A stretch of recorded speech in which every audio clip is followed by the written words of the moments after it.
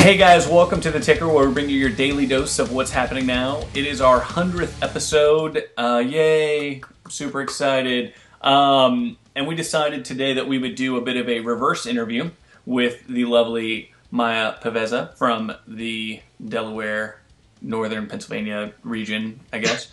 And see what questions that a high-producing, high-octane realtor might have for us. So, fully caffeinated, might we add. There you go. All right, Chase, The Ticker Show. How did you guys come up with the idea? I mean, it's brilliant.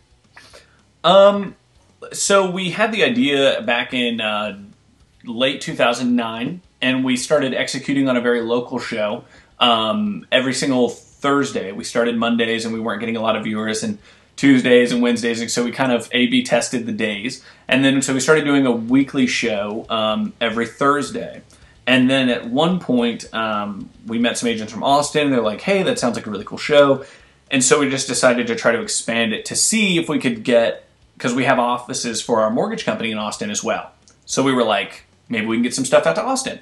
And it turns out that a lot of other people throughout the country end up liking the stuff that we talk about. So that's really what got us started. We wanted to create a show that was informative about our industry and the things that I know about.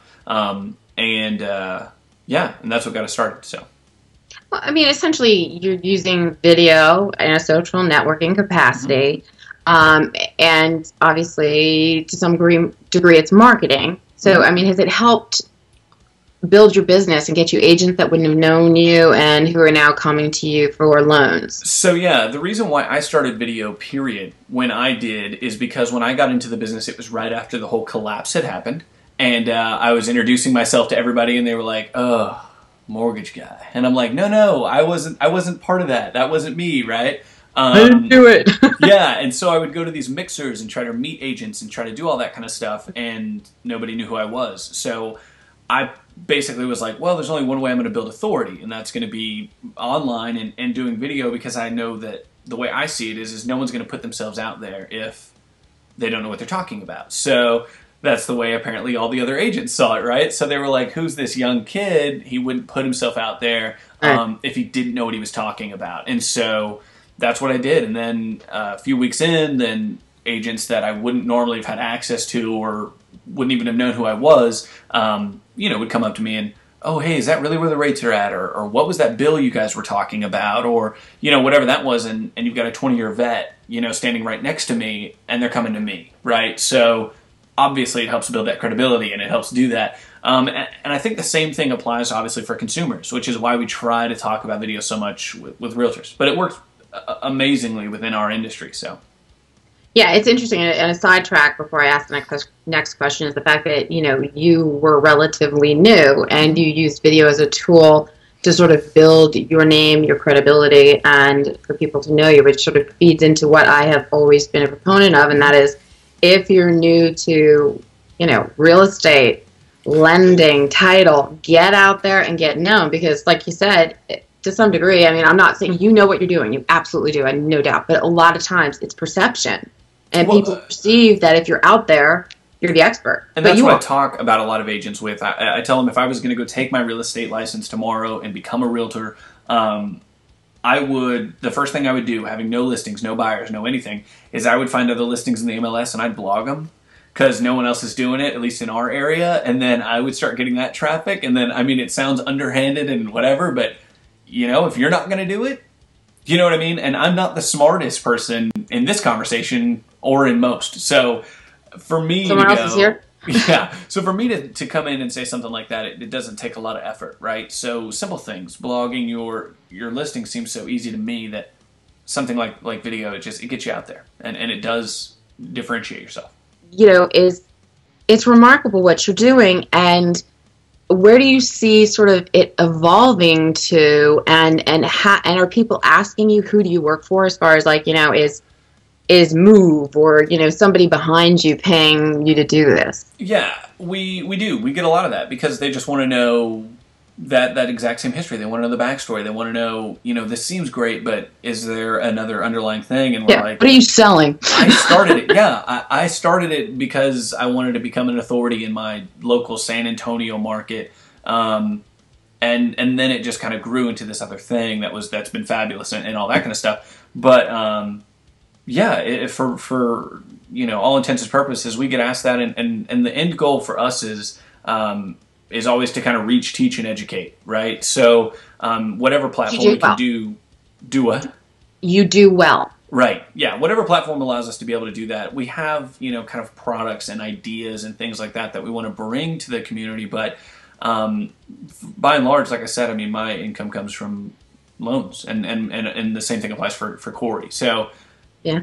So you're not monetizing this, and a lot of people talk about monetization, and you guys have a passion for training agents and teaching people how to use video well, and you're very well qualified to do that. Why don't you share your qualifications? Because I don't know that everybody really knows what your background is. My background is in communications education, as well as theater, video production, trained from, high school on, I was the geeky AV kid, right?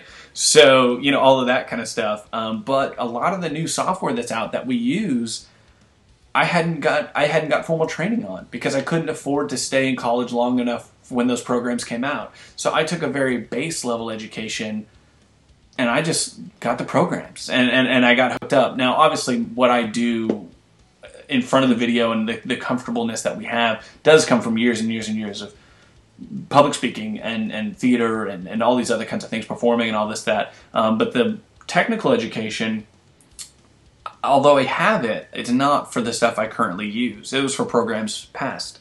Oh, yeah, legacy stuff. Right, both. And so that's helpful, but at the same time, not really. So, anybody can get in and do it, really, to be honest with you. Well, come on, you have a basic working knowledge of an industry, and as things evolve and technology grows, you have to keep up with it. Right. It's the same thing as with me as a web developer and designer, coming from a It's like coming from front page. You Huh? you don't use front page anymore or whatever. Like 1998 when you were, what I mean? No, sweetie, Notepad. Right. Home site. I never used front page. No. Oh, see, but purist. you know what I mean then, for sure, because you're from the web design side.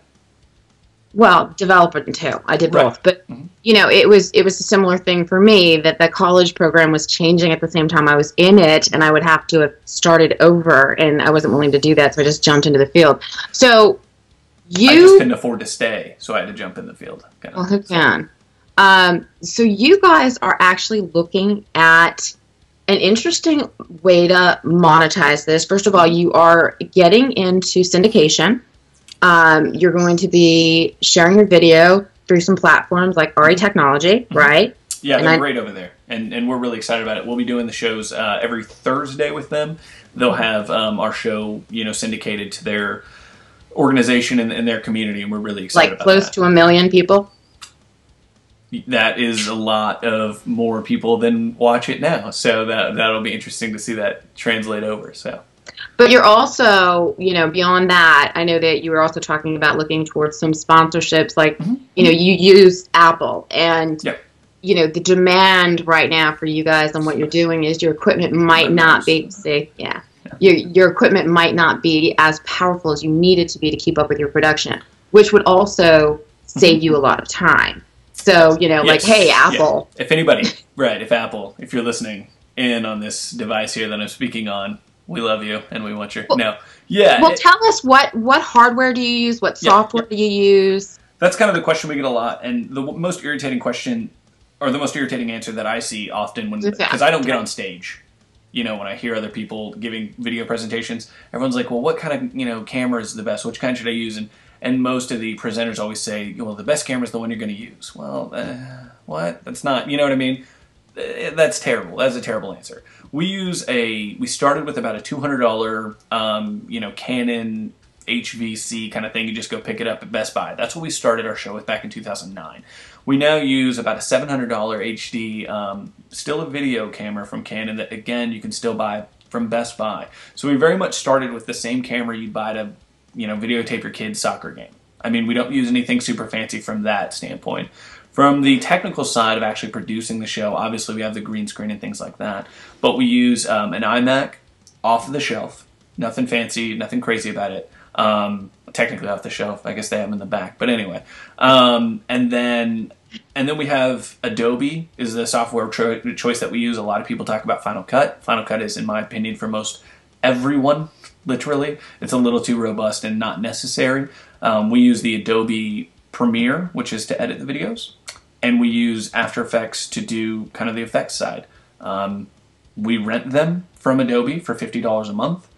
We don't even have the funds to buy them for $1,500. I mean, so when we say it's bootstrapping and it's easy and it's this, I mean, that's it. It's all Apple products for the computer side. For the video side, we use all Canon. We're going to be buying and kind of upgrading the Canon camera here soon, so we can do better interview stuff for our live events. But other than that, those are the two products we use because they work together extremely well. So cool, very cool. Okay, then. What you're also planning on doing, because I know you've talked to me and I hope I'm not letting a cat out of a bag, is that you guys are going to start basically, wait, where'd that cat go? I was sitting on the floor over there.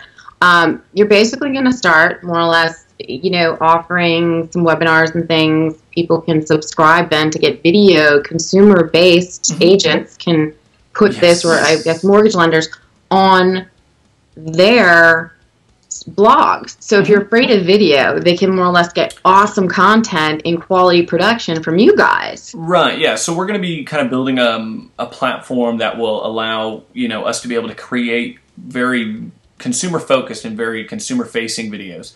And what that does for us in a lot of ways is we're going to send that out obviously to our constituents, you know what I mean, to our local consumers and things. But for people that cannot create that content, create that quality, they can obviously piggyback on what we're already creating. And there's a lot of great brokerages out there. Coldwell Banker, you know, they have a great YouTube channel. They have a lot of great consumer-facing videos. Remax has a lot of great consumer-facing videos. The problem is obviously if you're not affiliated with one of them, that's kind of weird sending those out. But number two, after you've sent them all, now what, right? Well, you give the opportunity to these people to differentiate themselves. Sure. And, you know, something unique. And I find great value, and I'm looking forward to getting it myself. So, yeah. All right, Chase. So, 100th show. In 4 months. Yeah, it's pretty a lot of work. So, yes, I know. Yeah, it's been a lot of fun though. So, and we appreciate everybody. Like, I think the only person that's been with us since the beginning is my mom. So, I appreciate that, which is good. So, you know, you gotta have the support peeps. But and my wife. Well, not the wife, right? Yes, right. Yeah, wife. Yes.